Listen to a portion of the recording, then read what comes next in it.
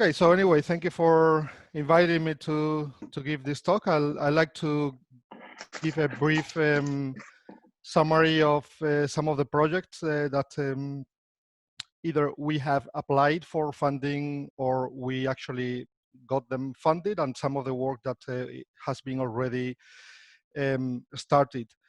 Um, So, I mean, as everyone knows, I'm a professor at the University of Melbourne, and I got engaged with MRIC from the beginning, and I will try to contribute as much as possible on aspects related to remote sensing and precision agriculture. Um, I like to justify a bit, or to start with a bit of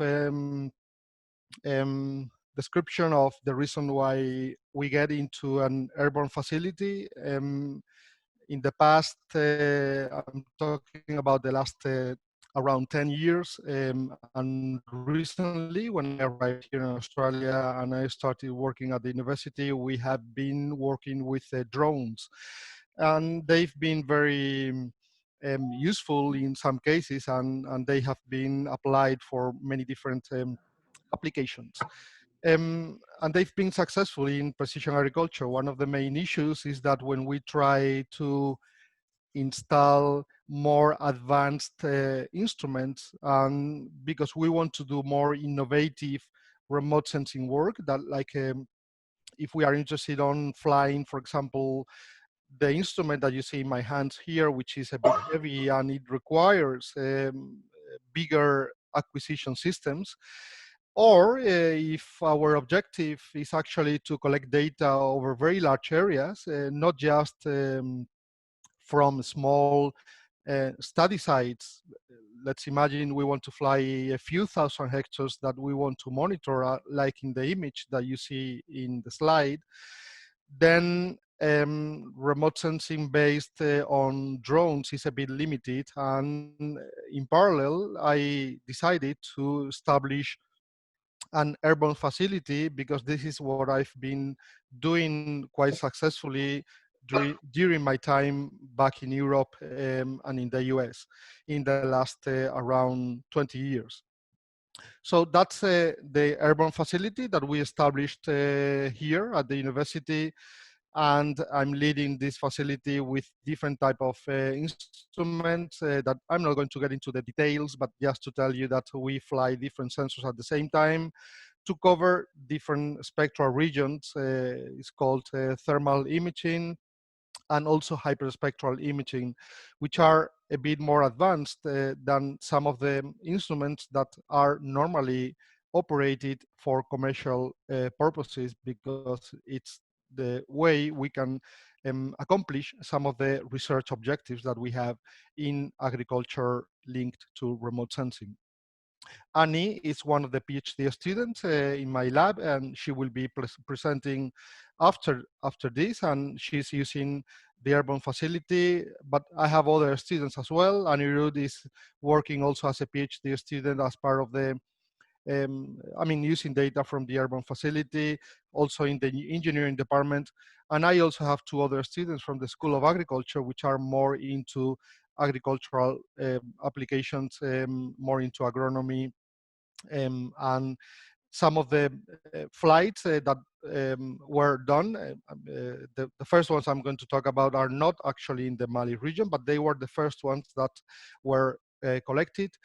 And the main rationale and the main justification and the work that we do, I again not going to get into the actual details because this is out of the scope of the meeting, but what we try to do is to use the spectral data that we collect from our sensors that we fly with this airborne facility.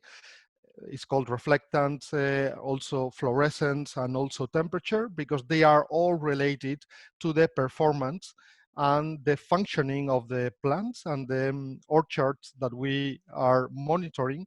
And by using different plant traits or crop traits that we call them, we can detect stress in terms of nutrients and water mainly. Um, Practical applications of these are, for example, mapping water stress in precision viticulture. That's an example of work that we've done elsewhere, where we can see the spatial variability of water stress in precision viticulture applications and in precision irrigation purposes, where we want to maintain specific stress levels because they are directly related to the final quality of the grapes and the must, and finally the wine after that. Or in the case of orchards, citrus, almonds, um, uh, we fly over large areas, and in 24 hours we can get maps of each independent block that is managed separately in terms of irrigation or management practices, and we can detect in terms of levels of stress the results of the irrigation decisions. Like, for example, you see there at the block level, brown, red color would mean high levels of water stress, and blue would mean low levels of water stress. If we look into the actual internal within block variability, we can detect variability within blocks that the farmers and the growers are really interested on, because that means potentially different quality and impacts on yields as well. As an example of things that we can do at larger scale monitoring would be this mosaic. These are images that we collected here in Victoria. This is not in the Mallee, but this is in Victoria. We collected more than 6,000 hectare flights in one single flight. This is in the case of wheat, where we see the thermal variability of each independent field and the hyperspectral images that are acquired at the same time. And the main objective in this study, this is another PhD student working on nutrient indicators and water stress from hyperspectral and thermal imagery, because we are looking into yield variability or also grain protein levels. Annie will talk about it later after my talk, but this is an example of the orchard that we imaged in the Mallee. This is an almond orchard, around 1,000 hectares. We got in a number of flights, collecting at the same time the airborne hyperspectral images on the left-hand side and the corresponding thermal images on the right-hand side. And by doing that, we are monitoring the spatial variability of both nutrient and water stress. And Annie will talk the details about it, but the objective is to relate those with trying to understand and to explain the variability in yields that this grower is getting. And we are actually going to get the yield monitor data for every 2 trees for the entire orchard, in order to relate that with the remote sensing based indicators that we can get to explain nutrient and water stress. So as a summary, I've been a bit active trying to get funding in order to work in the Mallee on different aspects. I submitted an ARC, Australian Research Council linkage project that was focused on improved orchard nutrient assessments using innovative fluorescence imaging. This is a project that has not been funded, and we will discuss about resubmitting the proposal in the next round.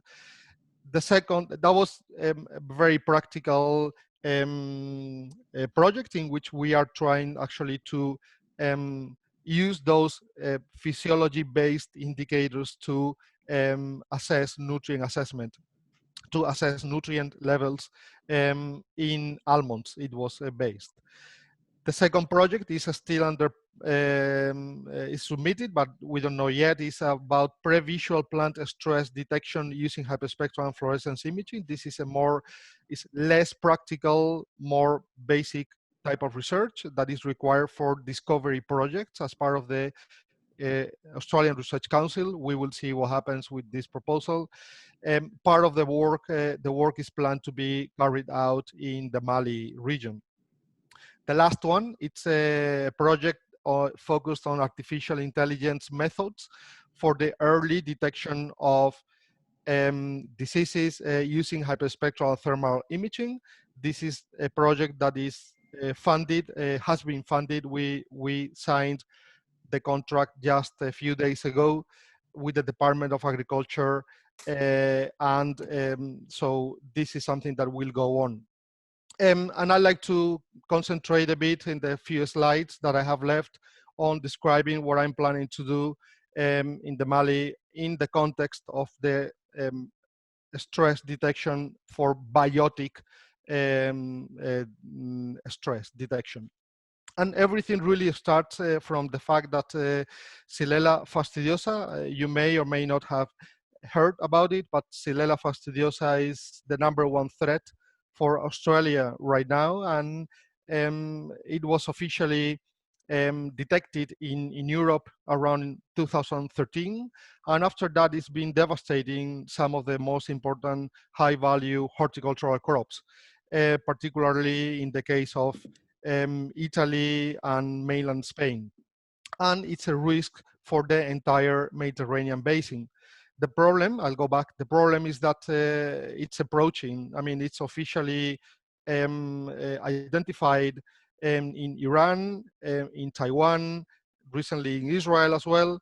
So if you look at the top 40 exotic and unwanted plant pests in Australia, and the website clearly indicates that Xylella fastidiosa is the #1 threat right now. So the scientific community, international scientific community, working in Xylella fastidiosa, and before I arrived here in Australia, I was leading the remote sensing component of some of these large projects across Europe, is that a successful eradication of Xylella fastidiosa requires two main aspects. One of them is that the early diagnosis is critical. I mean, the sooner we get it, I mean, it's the same as, it could be applicable to the problem we have worldwide now with the pandemic, that the early diagnosis is critical. Secondly, small infected areas are critical as well, because once it is too big, it's unmanageable. Another aspect that has been highlighted in the last several years is that we need to develop fast methods for early detection of diseases across large areas. We can no longer rely on visual assessment of one person walking around, because we are not efficient. And we need to develop methods that can detect as early as possible Xylella fastidiosa as well as any other disease, because the sooner we get it, the better, but also we need to accomplish it in a large scale.